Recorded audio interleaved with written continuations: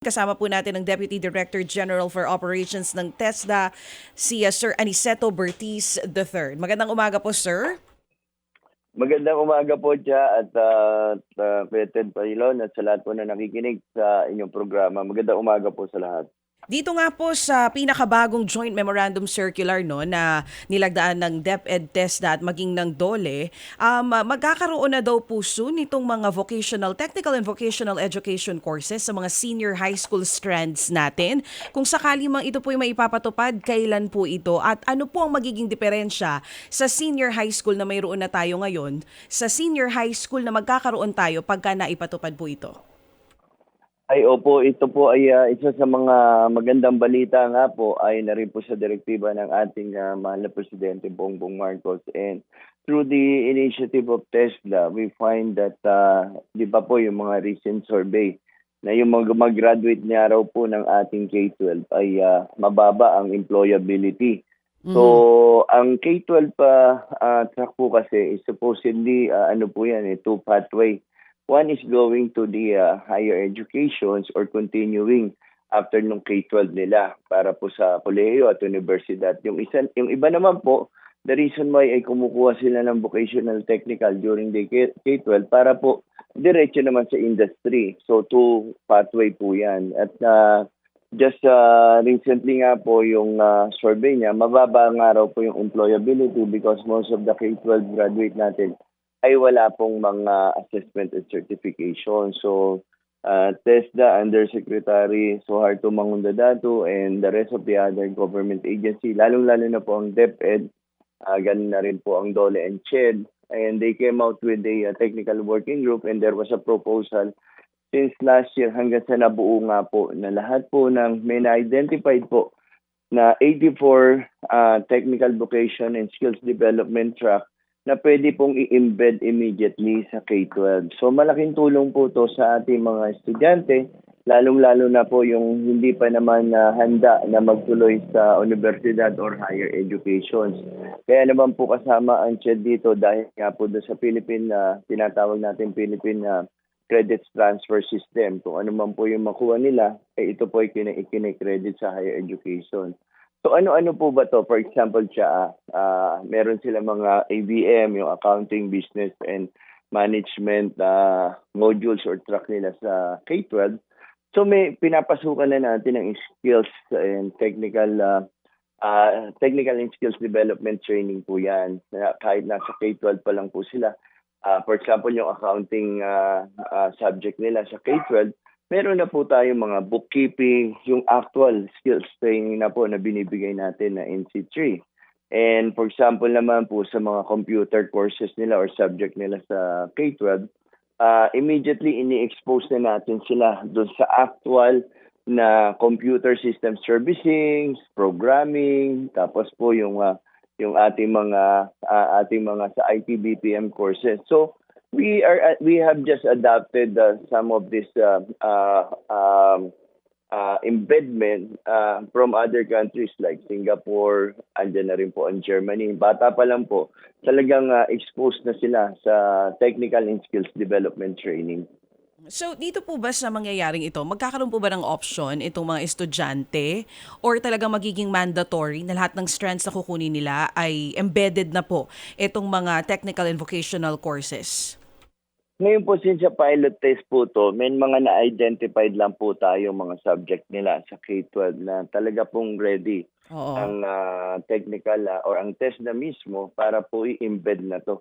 Wala naman po madadagdag na oras. It's just na ito po ay talaga pong due to harmonization, which is the product of technical working group of TESDA, DepEd, DOLE, and CHED, na ano po to multi-partition po na agreement na kasama na rin po ang industry na pine-prepare na po natin talaga ang ating mga kabataan na hindi lang puro theory ang dapat nilang matutunan. Kasi iba po pagka-graduate ng K-12 nila, yung iba po walang kakayahan na mag-aral ng kolehiyo, so naghahanap talaga ng trabaho. Ang problema, masyado pong mababa yung recent survey ng employability nila. So pumapasok na po rito ang Technical and Skills Development Authority, ang TESDA, as well as the industry po. Kaya nandyan din po ang Department of Labor. So ito po ay magiging mandatory, lalong-lalo na po yung ating assessment and certification, which is very important because the industry, the end user,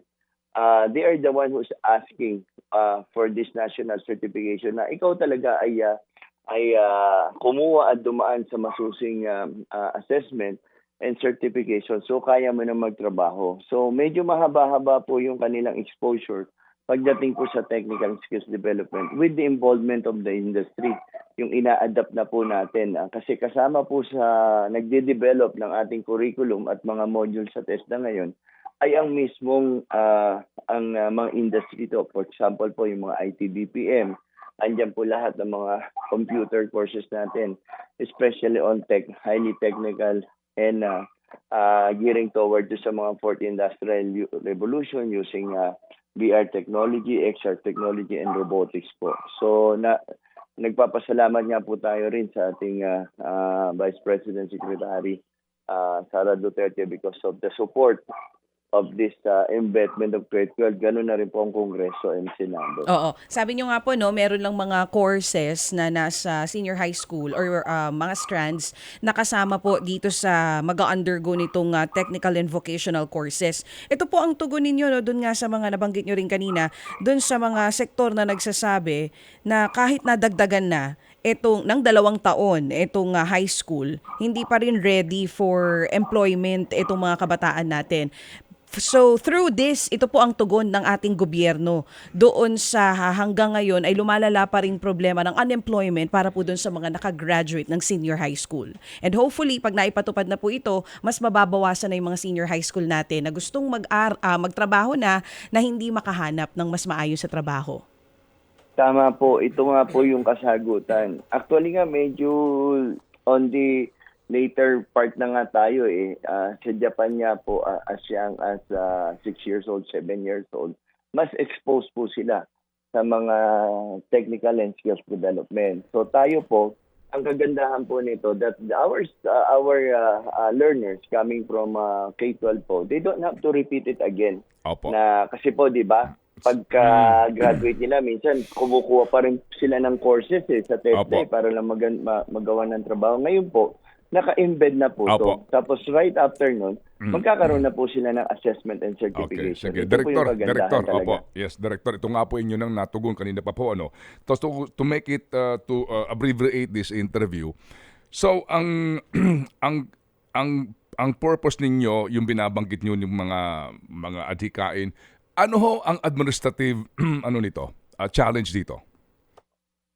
Sa ngayon po yung kasi sa dami po ng estudyante certed 1.2 million ang initial target natin. So we were going to train right now po ongoing na po yung trainers of trainers ng ating mga DepEd teacher para po sila ay maging assessor at the same time sila rin po. And we were going to use the existing facility both of TESDA, the private sector and also the DepEd. Pero prepare na po tayo. Actually, by next month or this month, maglo-launch po tayo ng initial certification assessment. Lahat po ng graduate ng K-12. So, hindi na po yung kailangan sila papupunta. So, open na po to and TESDA will going to assess them. So, ito po yung inaabangan natin medyo challenge sa certain. Apo, kailan po, ito po ay para sa public schools at sa mga private schools din po? At kailan po ang simula nito? By this month po, we will have the initial certification assessment pero wala pa po yung embedment. Ang target po natin nito this coming, yung pilot test natin in some of the areas and regions ay this coming October po. So full-blown na po to, God willing, by 2025. Isa rin po to kasi sa mga pinapa-autora ng Presidente. Kasi nga po patapos na pong school year, so this will take Yes, effect by next school year pero hindi pa sa lahat ng eskwelahan. By next school year po, lahat na po. Okay. Ang magte-take effect po ngayon in full blast po because of additional budget is the assessment and certification po yung graduate ngayon ng mga K-12. Okay. So Opo. hindi na po sila individual. Mandatory, they can go to TESDA or any accredited school po ng DepEd and TESDA to get assessment and certification. And ongoing po yung pag-train natin ng mga additional assessors and trainers. Opo, yung pong additional na yan, gaano karami pong taong kailangan nyo dyan? Kasi baka yan po din na maging problema natin. Opo, medyo malaki po. Meron naman po tayong initial budget na 50 million that we can actually targeting 16,000 additional trainers initially. Plus pa po yung existing po ng mga trainers ng TESDA na sila na rin po yung mag-a-assess po. Okay. Ngayon sir, ito po ay para sa patiho sa mga private schools. Ano po? Kano nyo? Ang initial pilot test po natin is for public originally po. But since yung mga K-12 naman po, kasama na rin po ang private. Opo, eventually po pati na private, magkakaroon na rin po ng karagdagan ng mga trainers from TESDA. Meron po tayo certified na mga accredited trainers from the private sectors po. Mag-i-increase lang po tayo ng trainers program and capacity building po nationwide. And we are also involving the local government unit na rin po rito, Sir Ted. May survey ho ba kayong ginawa dito sa actual po ng mga estudyante? Kasi as we know, may mga iba na hindi na ho nga kaya na magulang na magkolehiyo, no? Kaya ito ho yung purpose nito. Yung magkokolehiyo po naman, depende po doon sa strand ka na kukunin po ng bata. Kasi maaring yung iba nasa mechanical engineering, nasa mga IT, etc. Para ho yung actual na pangangailangan kasi bawat klase, yung mga bata iba-iba ang choice nila. So how do you address that? Yes po, we conducted a survey on this at makakatulong din, Sir Ted, yung ating tinatawag na diploma program ng TESDA. This is a ladderized 3 years program na libre pong ma-avail ng ating mga estudyante. For example, you are dreaming to become an electrical engineer. Sabi niyo nga po, hindi pa kayang mag-aral ng 4 years degree. So meron po tayong ino-offer na under the UACTEA or Universal Access for Quality Tertiary Education Act, ay meron po tayong ino-offer na 3 years diploma ng, for example, mechanical engineering technology. Pero this is a ladderized program. Ang kagandahan po nito, Sir Ted, after 3 years, it's either diretso ka sa industry because meron ka ng minimum 12 national certification. So super skilled ka na nga and ready for the industry. At the same time, yung nakuha mo sa 3-year diploma course mo ay makikredit po under the Philippine Credit Transfer naman all the way to higher education. So both, you can be working at the same time, you can also study to finish your 4-year degree to become a mechanical engineering. Okay. So very successful po to, Sir Ted, even in our agriculture courses po. Okay, sige po. So sir, kami po makikibalita sa inyo dito po sa development po nitong pagbabago at karagdagang nga po na pag-tweak, no, pag-ayos po sa ating curriculum sa senior high school. Keep us posted, sir, at kami po inyong kaisa sa adhikain nga po na maging pakinabang itong mga estudyante po sa kanilang pagtatapos ng senior high school. Salamat po, sir. Maraming salamat po, Sir Ted, at mabuhay po kayo. God bless you po. Thank you. Si Director Aniceto Bertiz III ng TESDA. Kaya nga po ayon sa Labor Department, ito'y very timely itong ating panayam na ito. Isa nga po sa mga dahilan kung bakit po napakaraming walang trabaho ay ang tinatawag na job mismatch o hindi pagkakatugma ng kakayahan ng aplikante sa kung ano ang demand ng gusto niyang pasuking trabaho. Kaya naman sa mga magsi-senior high school dyan o magkukolehiyo, eto, mainam na kayo'y magabayan kung anong track o kurso ang nababagay sa inyo ayon sa inyong interes, kakayanan at personalidad. At ang STI College ay handang tumulong nga sa pamamagitan po ng kanilang Students Career Opportunity and Personality Evaluator o SCOPE. Puntahan po lamang online ang scope.sti.edu and in less than 30 minutes, mabibigyan po ng gabay ang mga incoming senior high o college students. Kaya huwag pong ipagsawalang bahala ang pagpili ng kurso. You make the right choice with STI. STI SCOPE. Ted Filon at DJ Chacha. Ngayon, nasa Radyo 5, 92.3 News FM. Monday to Friday, 6 to 10 a.m.